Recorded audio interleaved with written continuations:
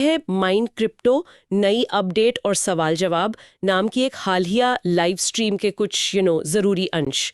और ऐसा लगता है कि ये बातचीत क्रिप्टोस्फेयर में खासकर कुछ खास प्लेटफॉर्म्स के यूजर्स के लिए जो बदलाव हो रहे हैं उन पर और उनके सवालों पर फोकस है। बिल्कुल, और ये स्रोत उन लोगों के लिए तो मतलब बहुत ही ज्यादा रेलेवेंट है जो क्रिप्टो निवेश प्लेटफॉर्म से जुड़े हैं, खासतौर पर बॉट अल्फा, क्रॉस मार्केट और अब ये जो नया आ रहा है माइन क्रिप्टो। इनके बीच जो भी बदलाव चल रहे हैं उनसे जो सीधे जुड़े हैं उनके लिए है ये। इसमें अपडेट्स हैं, शिफ्टिंग की प्रक्रिया है और यूजर्स की जो आम चिंताएं होती हैं उन पर सीधी बातचीत है। तो हाँ, ये काफी जरूरी है। तो चलिए फिर इसमें उतरते हैं और देखते हैं कि इस लाइव सवाल जवाब वाली सेशन से क्या-क्या महत्वपूर्ण बातें, क्या जानकारी निकल कर आती है। हमारा मकसद है इन सारे अपडेट्स को ठीक से समझना और जानना कि भाई यूजर्स के लिए इन बदलावों का आखिर मतलब क्या है। तो सबसे पहली बात करते हैं जनरेशन इनकम की। इसके बारे में एक बड़ी अपडेट आई है। स्रोत कह रहा है कि ये इनकम आखिरकार लोगों तक पहुंचनी शुरू हो गई है, खास तौर पर एंजल वॉलेट में। और दिलचस्प बात यह है कि उम्मीद तो इसकी पहले से थी, शायद 6, 7, 8 तारीख से। हाँ, पहले से ही थी। लेकिन कंफर्मेशन आई है 11 तारीख को। हाँ, ये जो कंफर्मेशन में देरी हुई है ये नोट करने लायक है।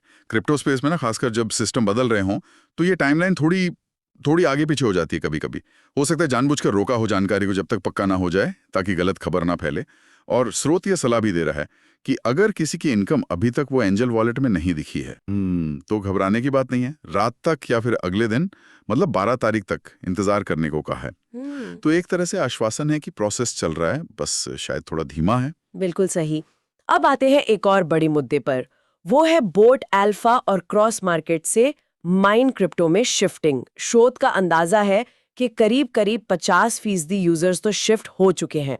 लेकिन यहाँ एक इंटरेस्टिंग बात यह है कि जो शोध प्रस्तुत करता है उनका अपना ग्रुप, उनकी अपनी टीम, वो अभी तक शिफ्ट नहीं हुई है। अच्छा। हाँ, उनकी प्लानिंग है कोई 15 तारीख के आसपास शिफ्ट करने की। मतलब जानबूझकर देरी कर रहे हैं। हाँ, और वो इसे एक स्ट्रैटेजी बता रहे हैं, एक फायदे के तौर पर देख रहे हैं। उनका कहना है कि देर से शिफ्ट होने से उन्हें उन लोगों के अनुभव से सीखने का मौका मिलेगा जो पहले ही शिफ्ट हो चुके हैं। ये देखो और सीखो वाला नजरिया, क्या यह हमेशा फायदेमंद होता है या कुछ रिस्क भी है इसमें? देखिए, ये एक इंटरेस्टिंग स्ट्रैटेजी है। टेक वर्ल्ड में इसे अक्सर सेकंड मूवर एडवांटेज कहते हैं, मतलब दूसरे नंबर पे चलने का फायदा। होता क्या है कि जब कोई प्लेटफॉर्म माइग्रेशन होता है इतने बड़े स्केल पर, तो अक्सर शुरू में कुछ ना कुछ दिक्कतें आती हैं। टेक्निकल ग्लिच या टीथिंग प्रॉब्लम्स जिन्हें कहते हैं। हाँ, आती तो है। तो जो लोग देर से शिफ्ट होते हैं वो इन शुरुआती दिक्कतों से बच सकते हैं, क्योंकि तब तक सिस्टम थोड़ा स्टेबल हो जाता है। लेकिन हाँ, इसका एक दूसरा पहलू भी है। कभी कभी आप नए प्लेटफॉर्म के कुछ शुरुआती बेनिफिट्स या ऑफर्स मिस कर सकते हैं। पर यह दिखाता है कि ये ग्रुप थोड़ा सावधानी से चल रहा है। और स्रोत ये भी साफ कर रहा है कि माइन क्रिप्टो का जो इंटरफेस है वो काफी हद तक वैसा ही रहेगा जैसा पहले था। अच्छा। मेन बदलाव डोमेन नेम का होगा और एक्सेस एक नए लिंक से मिलेगा। तो टेक्निकली शायद बहुत बड़ा बदलाव नहीं है, पर प्रोसेस तो है ही। सही कहा, मतलब ज्यादातर बदलाव तो बैकएंड पर हो रहे हैं। स्रोत ये भी मान रहा है कि भले ही ऊपर से ज्यादा कुछ न बदल रहा हो, यूजर्स में माइन क्रिप्टो में जाने को लेकर काफी उत्सुकता है। लोग जानना चाहते हैं कि ये नया घर कैसा है। और ये तो बिल्कुल नेचुरल ह्यूमन रिएक्शन है। कोई भी बदलाव हो, छोटा हो या बड़ा, थोड़ी जिज्ञासा और थोड़ी चिंता तो पैदा करता ही है। लोग जानना चाहते हैं कि उनके इन्वेस्टमेंट पर, उनके रोज के एक्सपीरियंस पर क्या असर पड़ेगा। और इसी से जुड़ी बात, स्रोत ये भी साफ कर रहा है कि इनकम अब माइन क्रिप्टो के नोड वॉलेट में जाएगी। Node wallet? हाँ, नोड वॉलेट। ये एक महत्वपूर्ण डिटेल है। हो सकता है फंड्स को ट्रैक करने या इस्तेमाल करने का तरीका बदले। शायद ये वॉलेट प्लेटफॉर्म के ऑपरेशन या स्टेकिंग वगैरह से जुड़ा हो। समझ गई। और इस जिज्ञासा के साथ साथ कुछ लोग ऐसे भी हैं जो बॉट अल्फा से पूरी तरह एग्जिट का इंतजार कर रहे हैं। स्रोत इशारा कर रहा है कि इस पर भी जल्दी ही कोई अपडेट आने वाली है। तो ऐसा लग रहा है कि एक ही टाइम पर कई चीजें चल रही हैं। कुछ नए सिस्टम में जा रहे हैं, कुछ पुराने से निकलने का रास्ता देख रहे हैं। बिल्कुल, ये बिल्कुल एक ट्रांजिशन का पीरियड है। कई चीजें एक साथ बदल रही हैं और ऐसे टाइम में अक्सर कंफ्यूजन या गलतियों की गुंजाइश रहती है। शायद इसीलिए स्रोत में एक बहुत ही सख्त चेतावनी दी गई है। हाँ, और ये चेतावनी वाकई बहुत जरूरी है, मुझे लगता है इस पर ध्यान देना चाहिए। स्रोत जोर देकर कह रहा है क्रॉस मार्केट से अभी किसी भी हालत में विड्रॉल ना करें। ऐसा लगता है ये सलाह पहले भी दी गई थी। हाँ, दी तो थी। लेकिन कुछ यूजर्स ने फिर भी कोशिश की और अब उनका विड्रॉल पेंडिंग दिखा रहा है, फंसा हुआ है मतलब। ये प्लेटफॉर्म माइग्रेशन के टाइम पर बहुत ही कॉमन प्रैक्टिस है। जब डेटा और फंड्स एक सिस्टम से दूसरे में जा रहे होते हैं तो सिस्टम की स्टेबिलिटी बनाए रखने के लिए और सारे ट्रांजैक्शन सही से ट्रैक हों, इसके लिए अक्सर बाहर की निकासी मतलब विड्रॉल रोक दिए जाते हैं। ये वैसा ही है जैसे कोई बैंक अपना सिस्टम अपग्रेड करता है तो कुछ सर्विसेज बंद कर देता है ना, कुछ टाइम के लिए। हाँ हाँ बिल्कुल। बस वैसा ही समझ लीजिए। सेफ्टी और एक्यूरेसी के लिए जरूरी है। स्रोत ये भरोसा दिला रहा है कि जो विड्रॉल पेंडिंग है वो शायद वॉलेट में वापस आ जाने चाहिए, लेकिन आगे से ये गलती ना दोहराएं। जब तक कि ऑफिशियल अनाउंसमेंट ना हो विड्रॉल शुरू करने की, तब तक बिल्कुल नहीं। इसी से जुड़ा एक और पॉइंट सामने आया है।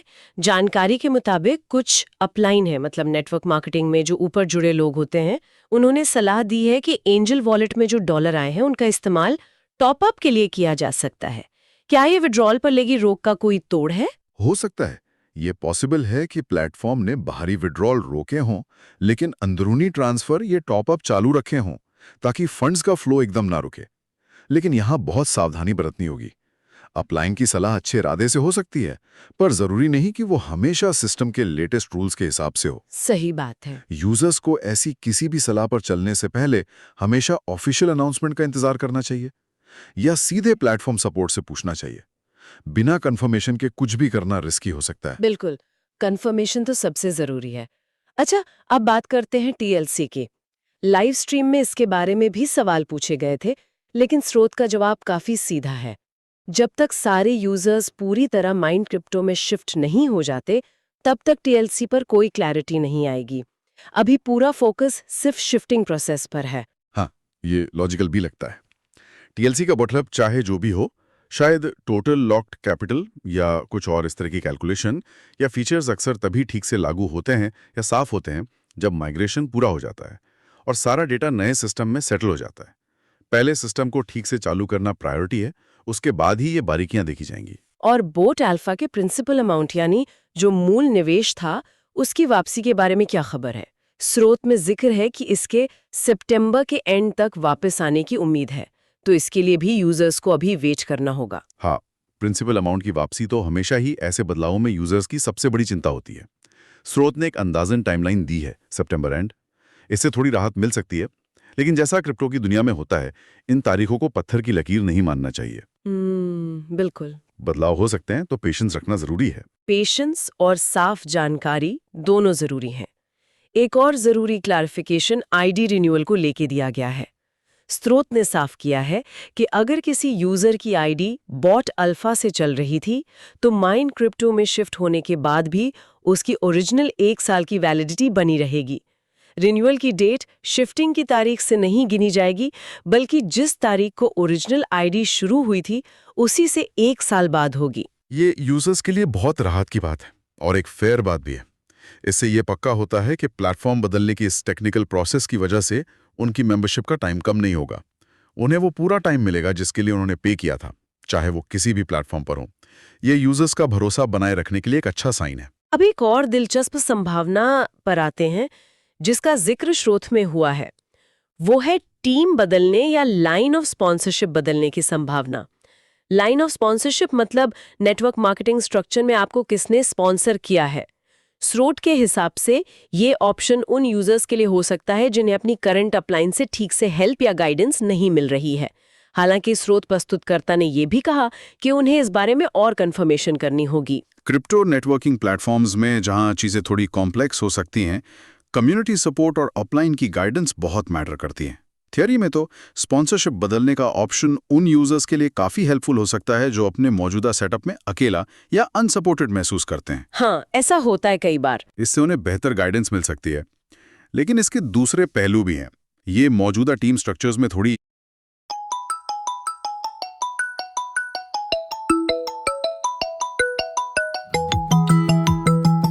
इंस्टेबिलिटी ला सकता है और इसका गलत इस्तेमाल भी हो सकता है।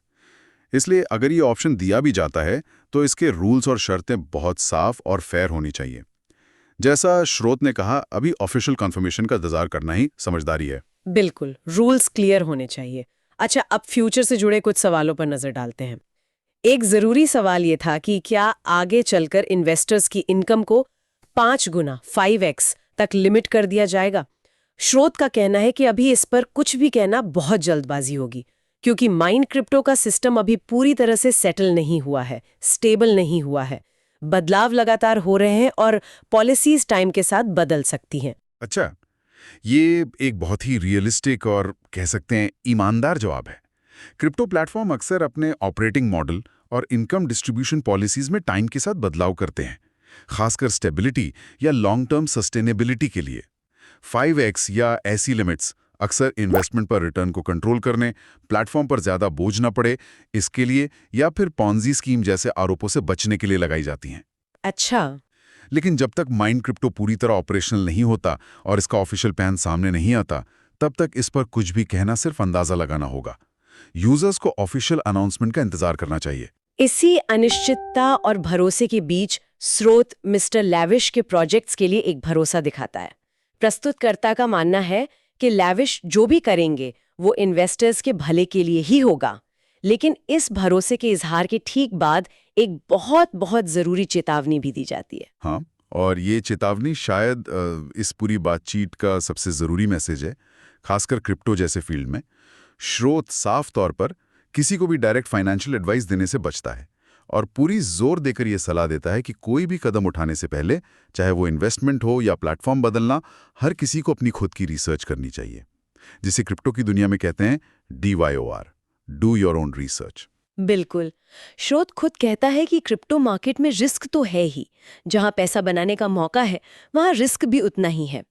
इसलिए किसी और के कहने पर, चाहे वो कितना भी भरोसेमंद क्यों ना लगे, आंख बंद करके यकीन करने के बजाय खुद फैक्ट्स चेक करना, प्रोजेक्ट को समझना और फिर फैसला लेना, ये बहुत जरूरी है। ये एक बेहद जिम्मेदार और ज़रूरी सलाह है। पर्सनल ड्यू डिलिजेंस यानी अपनी तरफ से पूरी जांच पड़ताल किसी भी इन्वेस्टमेंट डिसीजन का बेस होना चाहिए, खासकर क्रिप्टो जैसी अस्थिर और तेजी से बदलती दुनिया में। प्लेटफॉर्म या लीडर पर भरोसा होना एक बात है, लेकिन अपनी पूंजी की सेफ्टी और समझदारी से फैसला लेने की जिम्मेदारी आखिर में आपकी अपनी होती है। जानकारी तेजी से बदलती है और रिस्क हमेशा रहता है। आखिर में स्रोत में माइंड क्रिप्टो के प्लान को समझाने वाले किसी PDF या वीडियो का भी जिक्र आता है।